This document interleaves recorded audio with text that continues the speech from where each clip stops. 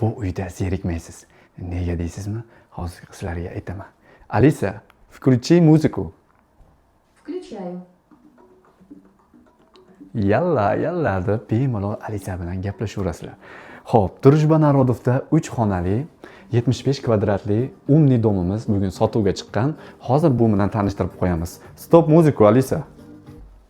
Ko'rdilaringmi? Aytganini qiladi endi. Hozir biz zal qismimizda turibmiz. Zalimizda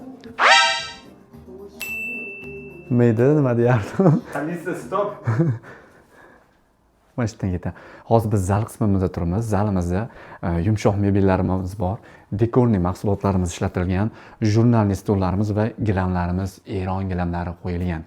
Va studiya formatida qilingan, ya'ni hozirgi kunda eng yevropeyskiy uslubdagi remont qilingan. Va bu yoqda bo'sh texnikalari, xolodilnigimiz, mikrovolnovkamiz, duxovkalarimiz va bu yoqda esa moykamiz joylashgan. Bu yoqqa o'tirib, maza qilib, choylarni ichib o'tirsangiz bo'ladi. Lokatsiyamizni mana shu yerdan bitta ko'rishingiz mumkin. Mana bu Novostroykamiz U-Tower bo'ladi. Ya'ni Toshkent City'ga juda ham yaqin joydagi lokatsiyamiz. Bu yoqda ham gaz plitamiz bor, hurmatli obunachilar. Xo'p, bu yoqda 75-80 talik katta televizorlarimiz o'rnatilgan, komodlarimiz mana pastda qilingan, hurmatli obunachilar. Eshiklarimizni qarang, eshiklarimiz ham juda ham zo'r va eng sifatlilari qo'yilgan. Endi kelinglar, sizlarni bu yoqda kiraverish qismimizdan tanishtirib o'taman. Eshikdan kirdik. Kirganimizda chat tarafimizda ham oynali zona, ham shkaf qilingan va hozir sizlarga bu yoqda sanuzel qismimizni ko'rsatib o'taman. Ikkita sanuzeldan iborat, hurmatli obunachilar. Eshiklarimizni ham ko'ryapsizlarmi? Juda ham sekretli qilib, yashirin qilingan. Va bu yoqda esa bizni spalni qismimiz. Spalnimizga kirganingizda bu yoqda shkaflarimiz bor.